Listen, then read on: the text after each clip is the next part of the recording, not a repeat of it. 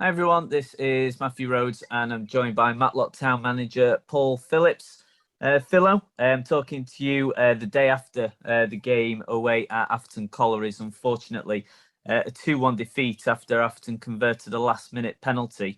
When I spoke to you after the end of the Mickleover game, obviously you were really annoyed with the performance, with a lot of aspects of it. Obviously, different result after the game against Atherton, but what was your assessment of the performance yesterday, considering just how disappointed you were after the Mickleover game? I thought we upped them up first half. They did also.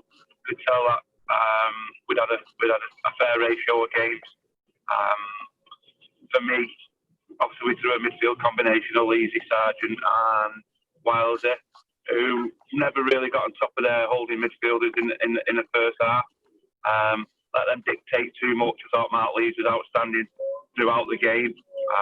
But I think when we introduced Callum Chippendale, we sort of looked like we was going to go on to win the game, and I think that's obviously a catalyst to try and get him fit, to try and get us higher up the pitch and to win them second balls and to driving at people, and that'll stand us in good stead. Listen, not making excuses that Chippendale's been out.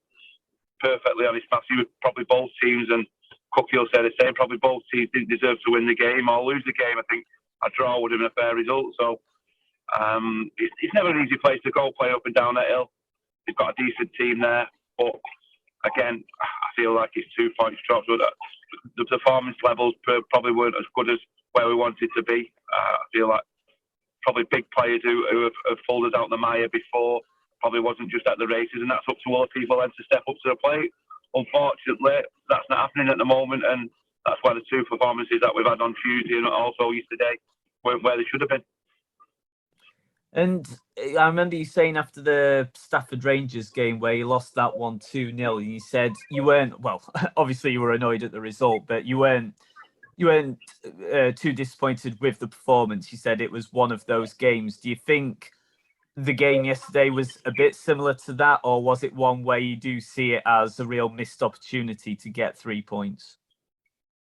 I feel a missed opportunity, but again, we've had probably 2 gilt-edged chances where we've gone through one-on-one with a keeper in the first half, similar to Stafford, as you've seen. We've not taken them and then been on the sucker punch just before half time. But we've reacted to that. I can't take this. The lads have worked hard. They give everything in the tank. We've asked them to do a lot of work over the last 7 to 10 days. And I had a go at him Tuesday. I'm quick enough to have a go at him. I think I've got to praise him a little bit yesterday. We wasn't at the races, but we still were going to find maybe to get a point out of a game that was a bit of a game that really no one deserved to win. And again, I'm not going to come here and go mad at the lads because they've given me the work rate I want.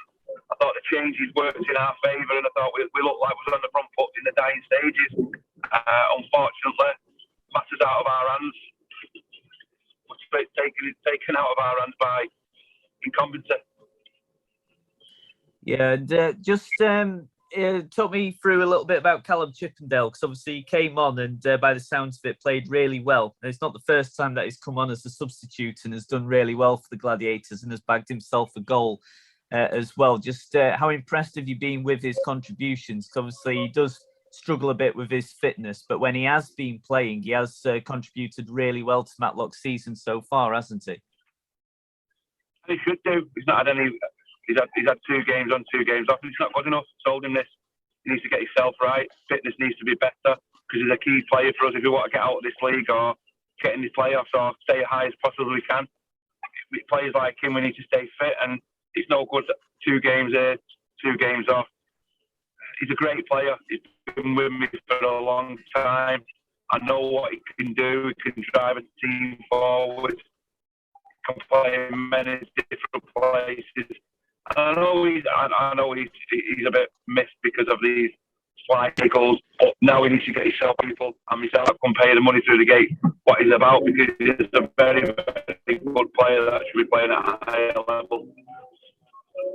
And there was a debut for Matt Sargent, who's come into the Gladiators on loan from Salford City. What did you make of Matt's debut yesterday? He did well. I think it's always hard to come in from that side of the football as we've seen with other people. But I think he's got all the attributes to be a very, very good footballer, very good player. It'll probably take him a couple of weeks to acclimatise to the way we want to do things, which will be not similar to what he does at Salford. But as soon as he gets a grip to that, I think he'll be a very, very good player for us, and one of them lads that can open defences up. He works hard. And I think again, it's a learning curve to start off with. But give it 2 or 3 weeks, I think you'll see the player that we've got in being a really good player. And I know this season has obviously seen a lot of injury concerns and a lot of injury worries. Just how relieved are you that you do have a lot more choice for selection right now at the moment, with pretty much, I think, everyone in the squad almost fully fit? Well, we've still got Sharmo to come back, and obviously with Yatesy going off his day with a bit of a tweak on his hamstring that might come round hopefully quick. Obviously we've got suspensions coming up now. Reece Kendall's going to be suspended. So again, the squad's going to get utilised. For me, it's great to have that, but again, without sounding negative, Matthew, it's a case of we had a full fit squad yesterday and lost the game when we've had lesser squads and gone into the games at Warrington, different Nantwich, different other places. We've sort of excelled and pulled together. So I'm not going to start making excuses of injuries and make excuses of different other things. For me, we've got a good enough squad, a good enough team to make sure that we can stay where we are, or again keep pushing on where we need to be. And just the last question, Philo. Next game away at Grantham Town. Grantham currently bottom of the table. I think they've only won one league game so far this season. So obviously on paper, you think that should be a win for Matlock. But obviously it's not as straightforward as that.